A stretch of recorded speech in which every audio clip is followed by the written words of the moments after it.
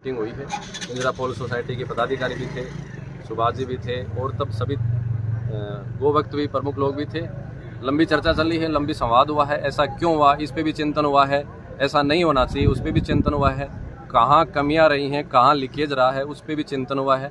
और एक दर्द भी प्रकट किया गया है कि अगर फतेहपुर में 1100 बीघा ज़मीन गोमाता की जो है वो खुर्द-बुर्द होती है, वो भूमाफियाओं के कब्जे में जाती है, तो ये हम सब के लिए एक दुख की बात है। और उस दुख में सबसे आगे मैं हूँ, मेरे लिए पीड़ा की बात है।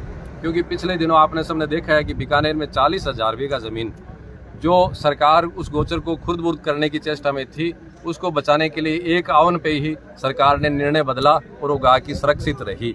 तो बीकानेर में ये सब काम हो सकता है, फतेहपुर में नहीं हो रहा है। ये मेरे लिए सबसे पीड़ा की बात है, ये मेरा दर्द है। इसलिए कुछ अंदर की कुछ बाहर की जो कमियां रही उन पर भी चर्चा हुई है और अंतिम में ये निर्णय लिया गया है कि कल जो है एक ज्ञापन देने का प्रशासन को निर्णय हुआ है। वो ज्ञापन सभी लोग मिल करके देंगे। उसके ज्ञापन के बाद में जो कमियां हैं उन कमियों के लिए समिति को निर्देशित कर दिया गया कि आप बैठ करके इसमें निर्णय करें। कमियां जो रही हैं वो क्यों रही हैं, आखिर में फतेहपुर में किसी की इतनी हिम्मत कैसे हो गई कि गोमाता की भूमि पर नज़र उठा करके देख ले। चाहे वो प्रशासन हो, चाहे वो सरकार हो, चाहे वो नेता हो, चाहे वो भूमाफिया हो।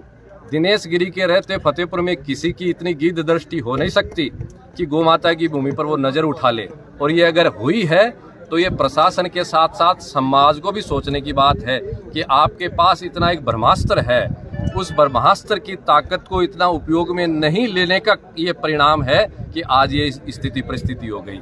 इसलिए ये सभी बातें हुई हैं। समिति को इसके लिए निर्देश दिया गया है। सुभाष जी जोशी की भी पीड़ा थी, इन्होंने भी प्रकट की है। और जो कमियां रही समिति जल्द ही उसके लिए चर्चा करके दूर करेगी, ऐसा निर्णय हुआ है। इस जमीन को बचाने के लिए मैं हमेशा तैयार था।